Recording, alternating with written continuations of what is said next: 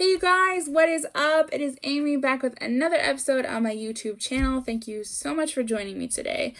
Today we are going to be talking about the COVID-19 virus and how Texas in particular responded to it. So as many of you guys know, I am from Texas myself. I have been living it. I am currently living it, and let me tell you how I feel about it. Let's get started. So today, first of all, I'm going to give you guys some factual information, just like as a little opener here. And also just to kind of really get you guys to see that this is a huge issue. So Texas has the second highest death rate in the United States from the COVID-19 virus. We are currently sitting at 48,341 deaths.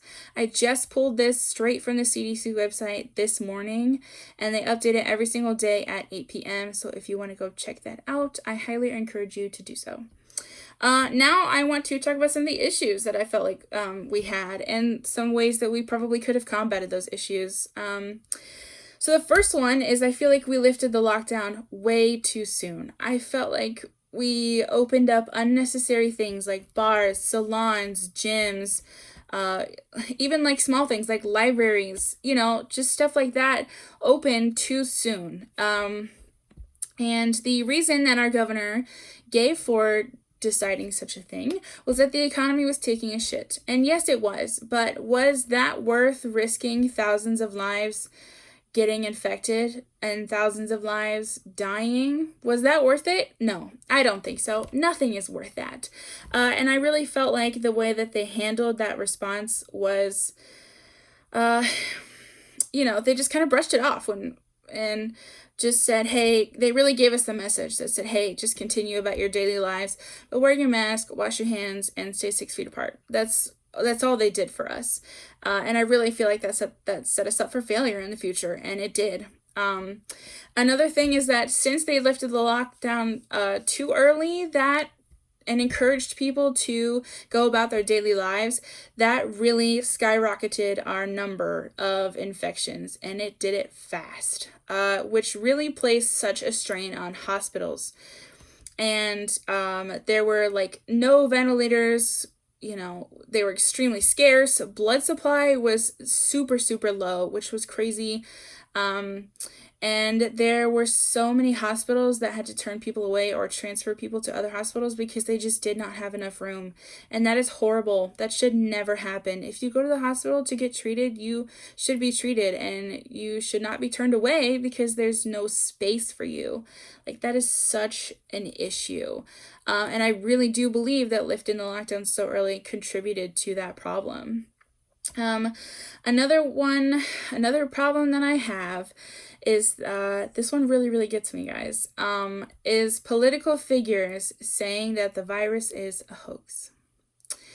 And one in particular that I want to talk about is Representative Chip Roy of Austin. Yes, he stated in a interview that this guy Steve DAC did. You guys can go check it out on his channel. I highly encourage you to watch it and watch this man make a fool of himself. He stated, this interview was done on July 28th of 2020, by the way. So right in the middle of the first wave, it was really bad. People were taking it super seriously. Not the time to be telling people it is fake, because it was definitely not fake. But he essentially said that the virus was just something that the government was using to scare people, and that it was just meant to really disrupt the elections of 2020, and that he was highly convinced that come November 4th, there would be this massive cure-all for the virus.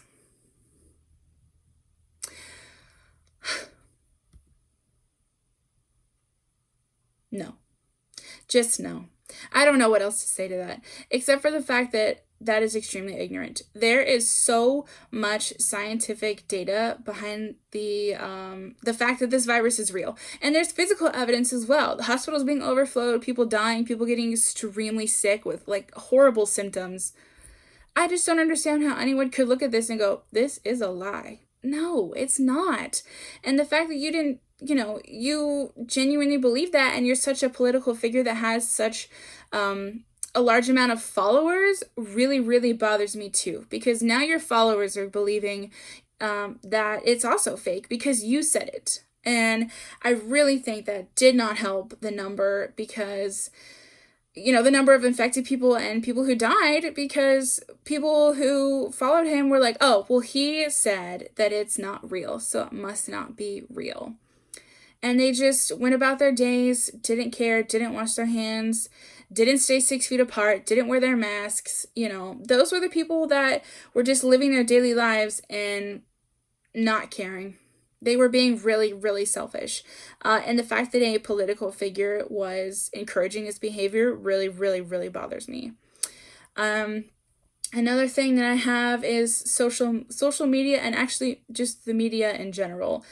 I feel like they did not put out enough factual and accurate information about the COVID-19 virus, about updates concerning the virus, the vaccine, just everything surrounding the topic. I know that media in general kind of isn't about factual. It's about what's hot, what's new, what's going to catch people's attention, whether it's true or not, whether it was just a rumor off the streets that blew up overnight. They're still going to run it. They don't care. They want views. They want people to interact. But that causes so many problems, because if you do run something and it's not true, people out there are going to believe it, because they rely on you to give them factual information, and you don't do it. And I feel like that also caused for a lot of people to not realize that it was such a huge deal.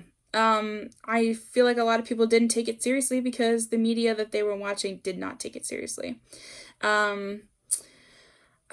I just wish that they had more factual, accredited information circulating in social media and, TV shows, radios, podcasts, journals, newspapers, whatever you read, listen to, watch, whatever.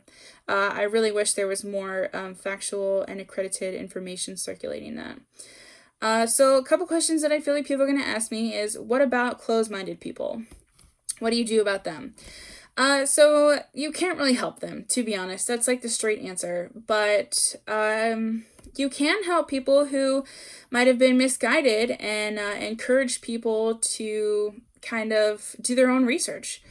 If somebody doesn't want to believe you when you try to convince them of something, then that's you can't help them. If someone is closed-minded, they're not going to listen to you. But if someone who doesn't know any better, if someone who, I don't know, maybe they just were watching one particular channel and not even thinking about watching another one, or reading another newspaper that may have had different information, so they were just being fed the biased, one-sided information. If circling back to the media thing, if there had been more factual information circulating, then those people who were not closed-minded but just fed the wrong information or looked at the wrong sources were given an opportunity to see those facts, then they could have changed their mind, and they could have been like, hey, I thought I was doing enough, but actually there's more I could do. Or, hey, this is real, and there are a lot of researches, data's, evidence out there that supports that it's real, and I need to take it seriously. So those are the people that you can help, and I really wish that we would have done a better job sooner of finding those people, and because then our numbers would have been significantly less than they are, I believe. Another one is, I feel like, what about the effects of being in a lockdown for too long? So I understand that the lockdown was hard for some people, but it was also great for other people. A lot of people picked up different hobbies that they didn't have time for. A lot of people got to spend more time with their families because they were working from home now. A lot of people got to do home improvements that they didn't have time for before. A lot of people got to read a book for once, have time for self-care. And so I really think it was a positive thing, and nobody was stopping you from, going outside and taking a walk, or picking up the phone and calling your friend, or going to visit your 86-year-old neighbor but just standing out in her front yard while she was on her porch. Social distancing. Nobody was stopping anybody from doing that. And I really felt like the effects of the lockdown were like, yes, they might have hurt the economy, but as I stated earlier, nothing is worth losing hundreds of thousands of lives to something that could have been avoided. So that's all I have to say to that today. Leave your questions, comments, concerns in the comments, and I will try and read them. Maybe I'll make another video because I have a lot to say about this. But yeah, stay tuned. See what happens next week. But thank you guys so much for joining me today. Have a wonderful rest of your day. Bye.